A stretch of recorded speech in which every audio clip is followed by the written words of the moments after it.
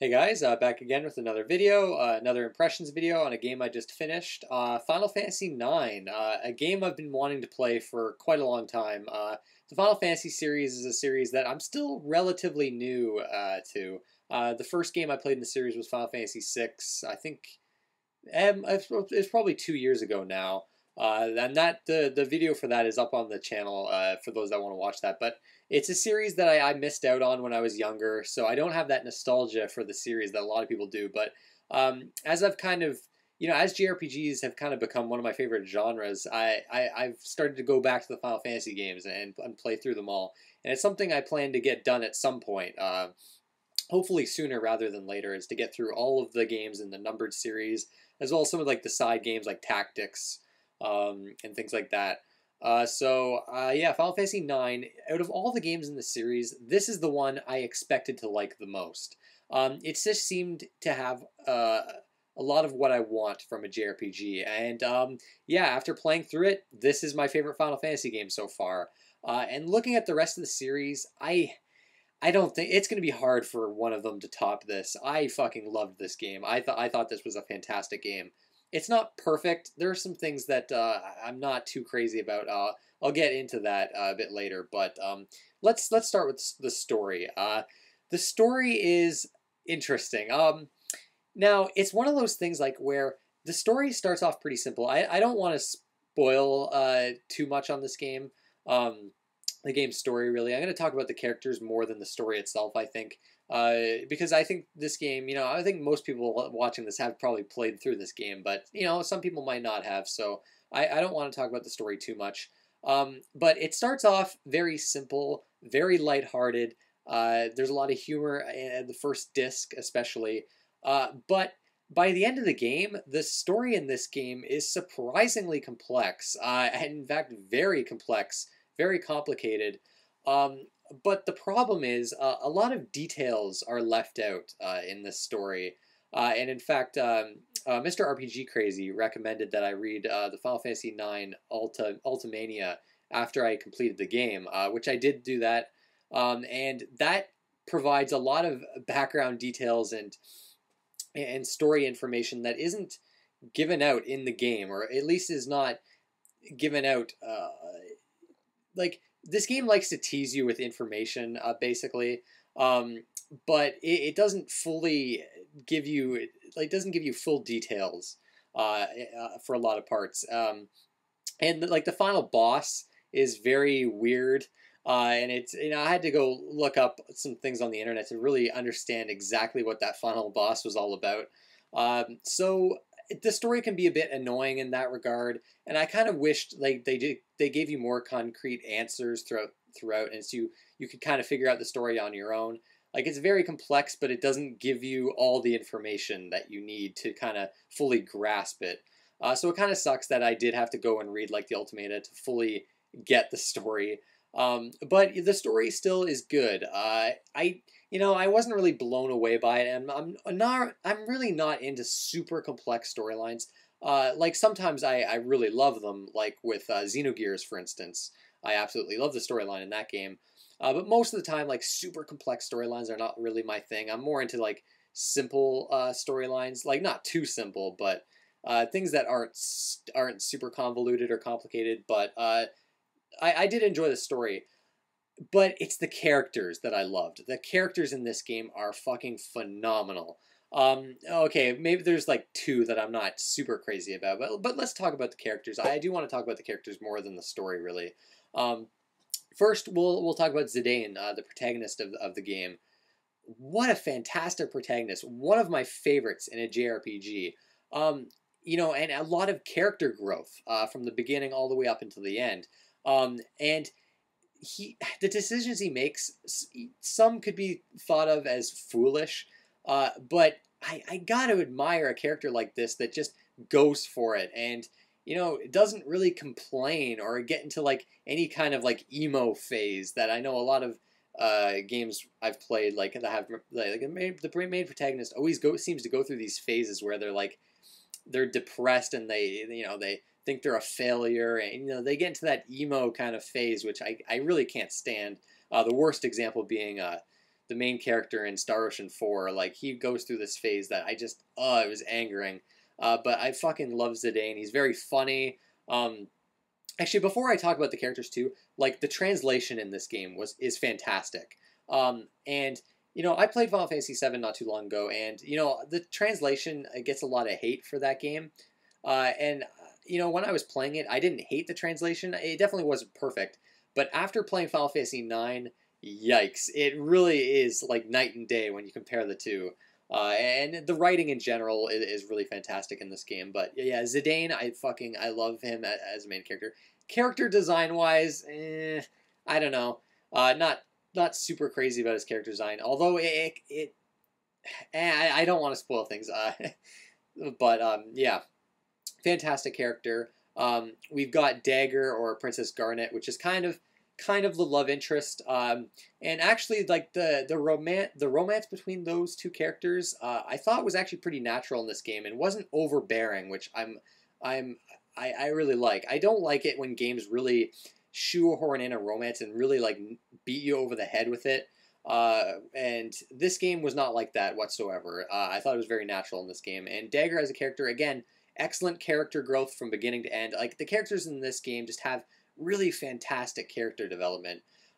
So yeah, she was another great character. Not one of my, like, wouldn't be in like a top 3 for this game, but still a really great character. We have Steiner, which, oh man, Steiner, what a character. At the beginning seems like kind of like maybe a bit of an annoying character. He's definitely obsessed with like his duty to protect a princess. But again, really great character development, and this character was always surprising me. And by the end, I was really loving Steiner. He provides a lot of like the comic or like the humorous elements to the game, especially in that first disc. But definitely a really enjoyable character. Then we have what is my favorite character in any Final Fantasy game so far, and that is Vivi.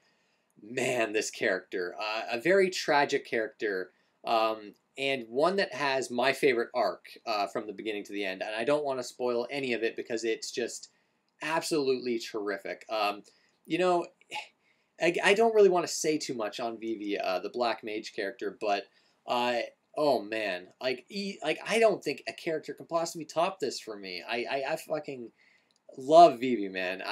Just amazing. I'm kind of being a bit vague with the characters because I really don't want to spoil the awesomeness of this game. But who else do we have? Like, those are the kind of like the 4 main characters, or at least the characters I used in my party, because they felt like the 4 main characters to me. But we have some other characters. Freya, which is my second favorite character in the game. Well, maybe tied with Zidane. Another kind of tragic character. Again, not a character I want to spoil too much on, but again, like, the character development with her was fantastic. I can't stress enough how great the characters are in this game. I like a lot of the characters in the other Final Fantasy games I've played, but like, in terms of like the cast of characters in this game was just so well rounded. So yeah, Freya, another great character. Aiko, she's like the kid character. Actually, kind of a bit of a tragic character too. She's like, again, I don't want to say too much on these characters, but usually child characters are annoying. It's like almost standard for JRPGs. Not the case with this one, although she has her moments of being a bit annoying, but she's annoying, but it's very understandable once you've seen her character and kind of her arc. But after that, we have the 2 characters that are probably my least favorite. We have Quina, which is a genderless character, and this is definitely the comic relief character in this game. Obsessed with food, and to me that got old pretty quick.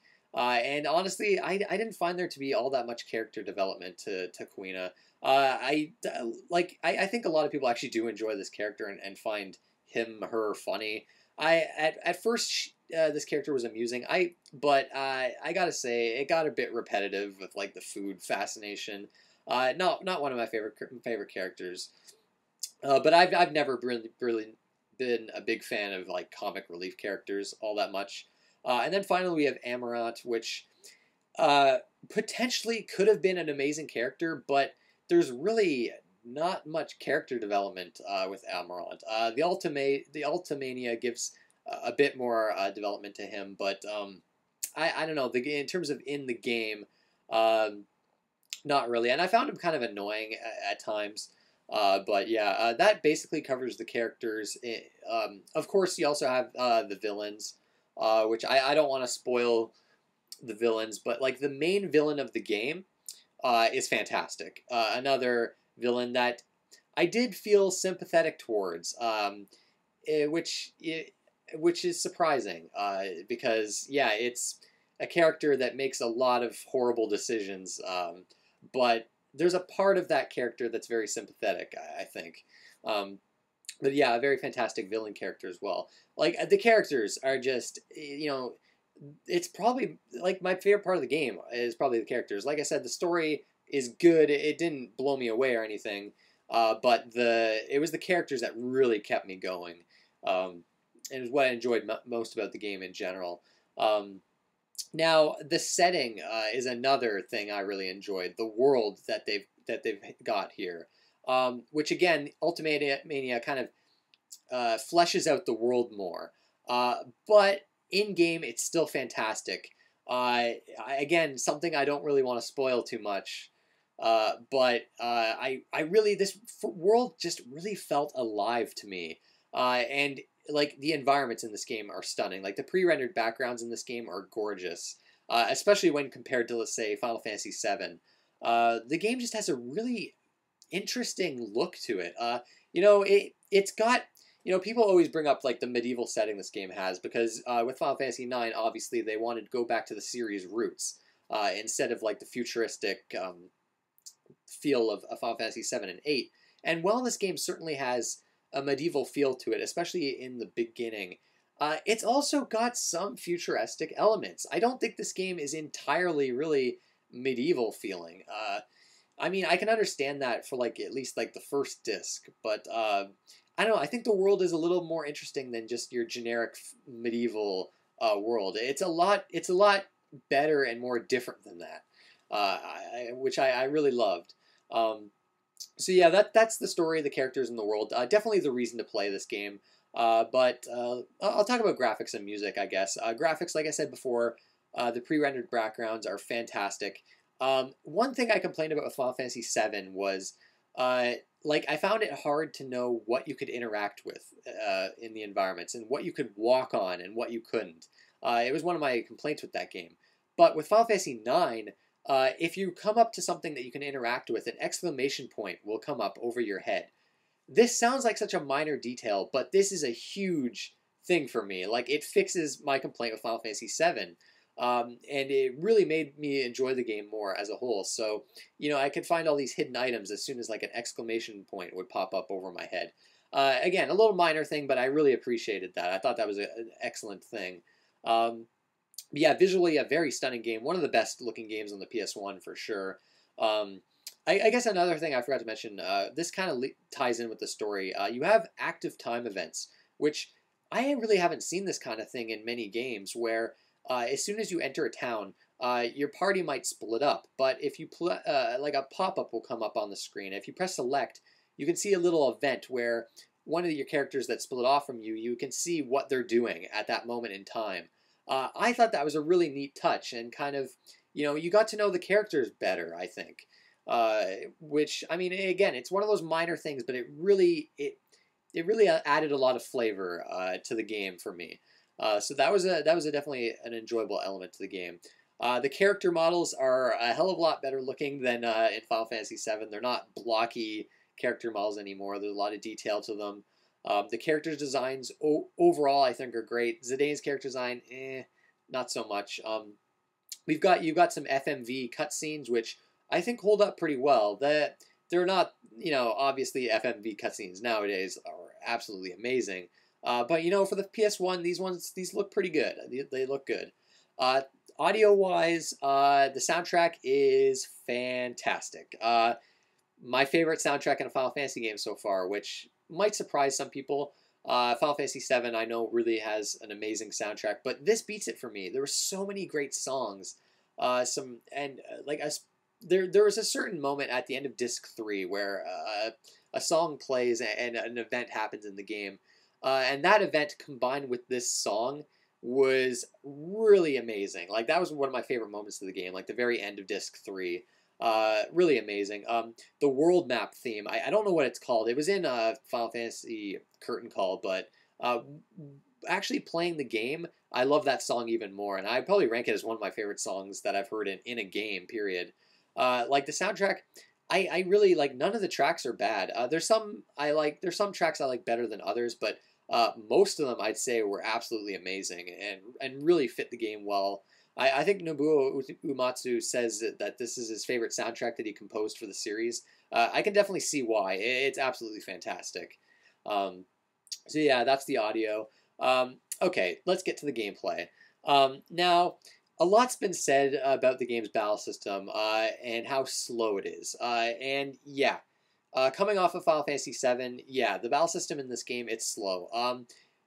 You can bump up the speed in the menus, but it's still pretty slow. But I think my main issue is how long it takes to transition into and out of battles. Because the camera kind of pans around your characters and then zooms in a bit, and then you start fighting, and then you win the battle, and then it zooms out a bit, and then you get to your the screen where you level up and stuff like that. So yeah, battles can take a while, and when combined with the relatively high encounter rate, it can get a bit annoying. But at the same time, it didn't actually bother me as much as I expected it to. Your mileage may vary here. I think some people are going to get more pissed off at this than others, but me personally, it didn't actually bother me too much because the combat in general is really fun. It's not the flashiest battle system. It's your standard turn-based Final Fantasy battle system. There's a few new additions. I mean, it generally plays like Final Fantasy VII's battle system, just a lot slower. But instead of limit breaks, you have a trance system. And this, I'm not too crazy about. It's cool how this actually ties into the story. It's got, it actually does tie into the story, which I'm okay with that. And I like that, in fact. But gameplay-wise, not so much. It's basically a meter that kind of slowly rises as you get hit and deal damage. And all of a sudden, when this meter fills, you'll automatically go into trance mode. And each character has different trance effects, which is really cool. I like that. I don't like the random element to it where it will just activate whenever it feels like it. So basically, sometimes you could be fighting a normal battle, like normal enemies, and they're almost dead. And then your trance will activate, and then the enemy will die, and then the battle's over, and you get into the next battle, and your trance is gone. That's my issue with the trance system. That's kind of unfortunate. I think the trance system, if they just got rid of that restriction and you could use it whenever you wanted to once you had it filled up, I think it would be an excellent system. But as it is, it's not the worst thing ever. It's not a deal breaker or anything like that. It could be executed a lot better, I think. Yeah, that's about it in terms of the battle system. Summons still take a ridiculously long time, and the damage is not very high for them, so I didn't use summons too often. Auto regen is kind of broken in this game. You can get the auto regen skill where your characters heal up slowly in battle. And because the battle system is so slow, and the summons take so long, the animations take so long, a lot of the times, like your characters will heal faster than enemies can even do damage. So yeah, that kind of makes the game pretty easy, especially in like the second half of the game. In fact, difficulty in general for Final Fantasy IX, I think overall it's kind of right in the middle. It's not too hard, it's not too easy. I think the first 2 discs are where the game is at its most challenging because you don't have auto regen. But going into the 3rd disc and the 4th disc, the auto regen really makes things easy. Obviously, you can turn that off. I didn't because I don't know. Maybe I should have turned it off. Maybe the difficulty would have been actually more proper challenging. But yeah, overall, I think the challenge level is just right, which is what I want from a turn-based RPG. I never want things to be too difficult.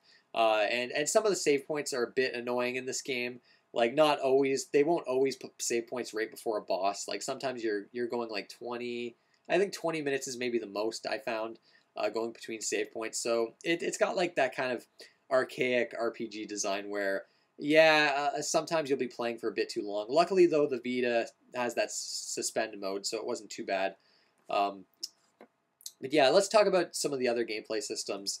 Uh, yeah, this video might be pretty long looking at this now. I'm at 20 minutes already, but there's a lot to talk about with this game.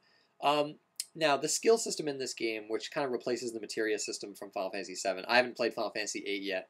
Now this skill system, I really like this skill system, where weapons and armor will give you different skills. You gain action points in battle, and say you equip a weapon, and if you get 20 action points, that weapon will teach you, I don't know, just a random ability. You'll gain that ability, and it can either be an equipable ability or an ability you just learn for your character. And you have different points. You have like ability points, so you can equip different abilities at will. So I like this system because it doesn't really force you, but I found myself using weaker weapons and armor just to get more skills. And it's very helpful to have as many skills as possible, because you might have skills to prevent getting poisoned or prevent getting being sleep induced. So if you find yourself in a dungeon with enemies that tend to cause your characters to fall asleep, you can just equip your sleep skill that you've acquired through previous weapons and armor. So it's a really experimental system, and it adds a lot of customization. It's not the most complex system ever, but I really enjoyed it overall. I do prefer it to the materia system. And I don't hate the materia system. I actually really like the materia system, but I do prefer this. That said, it's not this amazing, most like super complex system. I know Final Fantasy VIII has that junctioning system, which I know is supposed to be pretty complex, but at the same time can be, that apparently you can break that game pretty easily. I'm very curious to see what Final Fantasy VIII is like. But either Final Fantasy IV or 10 is probably going to be the next one I play. So what else do we have with gameplay? I mean, obviously it plays like your normal Final Fantasy game, going from town to town. Of course, you still got your airship. Your world map is in this game, which I love. I love just visiting all these different towns and exploring this world map. I guess we'll talk about the mini games you can encounter. There's definitely a good deal of side content in this game. I didn't do most of it just because I just don't have the time for that anymore. There's too many games I need to get to. But if I was younger, yeah, I'd be pretty obsessed with the side content in this game, I think. So we've got like the card game, which I guess replaces Triple Triad from Final Fantasy VIII. The card game called Tetramaster. It's okay. I don't know. They force you to do it as a part of the main story, which immediately I was like, oh boy, that's not good. But it's actually not too bad. It can be kind of fun. You can challenge like every NPC in the game pretty much to like a card battle. It's kind of a basic card game where it's just, whether your cards are stronger than the opponents. But yeah, it's okay. It's okay. I don't hate it. But what else is there for mini games? There was like a jump rope mini game I found that was actually really hard. Like the timing was really difficult on that. I don't know the reward you got from that, but there's probably a bunch of stuff I missed too, just because I did kind of rush through this game a bit. It took me 35 hours to beat, which is actually probably one of the longer Final Fantasy games, now that I think about it. Final Fantasy VII, for instance, took me like, 28 hours or something? So, but looking at howlongtobeat.com, it seems the average is around 35 hours, so I beat it on average. I guess the big mini game in this game, the one that apparently is absolutely massive and takes forever to do, is Chocobo Hot and Cold. Now, I know a lot of people really love this mini game. I was talking to Mike Aerodynamish and Jason Bossum Burf, and they both seem to really enjoy this mini game. I'm actually kind of mixed on it because it's in two parts, right? You've got your first part where you're in the Chocobo forest and you're on your Chocobo and you have to dig. You constantly have to keep digging for items to kind of bring up Chocobo charts, or Choco charts, I think they're called, where you can go on the world map and they give you like a little clue with like a picture to show you, well, a picture and like kind of like a text clue to where you have to go to dig up some treasure. And apparently the rewards are amazing for the side quests, especially later. The problem I have with this minigame, though, like the world map stuff, I actually really enjoy. I enjoy searching the world map to try to find where the treasure is. But it's way too grindy and tedious to have to get these treasure charts. in this Chocobo Forest minigame. Like, admittedly, I was getting a bit unlucky, it seemed, because I was just not getting these Chocobo charts. It was taking like 10 goes at this minigame just to dig up one chart. And I don't know, man. It was just very tedious to me. The fact that you had to keep coming back to this Chocobo Forest anytime you needed a new Choco chart. Eventually I just gave up on it. I'd kind of gotten fed up with the minigame. I just kind of wanted to get the game over with, which is a shame. I wish maybe, I don't know what they could do. Like, I don't know. I don't know. I would think maybe give you, like, every time you try the minigame, get a Chocobo chart. Like, I don't know. I think that whole Chocobo Forest part of it, I think it's too tedious. Takes too much time, and there's no skill involved with it. You're just going around digging, and you know, once your Chocobo goes away or whatever, you're near the spot you needed to dig. Yeah, not really a fan of that minigame, unfortunately. I know a lot of people are really big into that, but I don't know. Yeah, I don't know. Maybe if I was younger, I could go back and dig into that. But yeah, what else gameplay wise? I mean, I think that's about it. You know, it's your classic, typical JRPG. You know, the gameplay is good. I think Final Fantasy VII probably had a better battle system just purely because it was faster. You know, it still has that classic JRPG feel which I love. And just exploring the world map was really fantastic. And like I said, the world itself is just fantastic and really enjoyable to explore. I'm probably missing some things, but someone let me know if I missed something. But yeah, that about covers it for Final Fantasy IX. A fantastic game.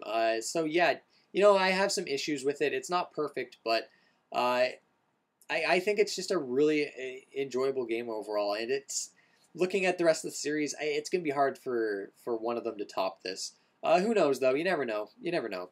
But yeah, if you haven't played this game, I highly recommend it. You know, obviously it's on the Vita for like $10 or so. It's actually not even that expensive on the PS1. You can get it for like $20 to $30, I think. And that's not even greatest hits. Like, that's Black Label. So luckily this game is not super expensive like Final Fantasy VII is. But yeah, one thing I do want to say though, it's kind of a shame that this game's kind of forgotten. Like, I know when this game came out, a lot of people gave it shit for not being like Final Fantasy VII and not being like Final Fantasy VIII.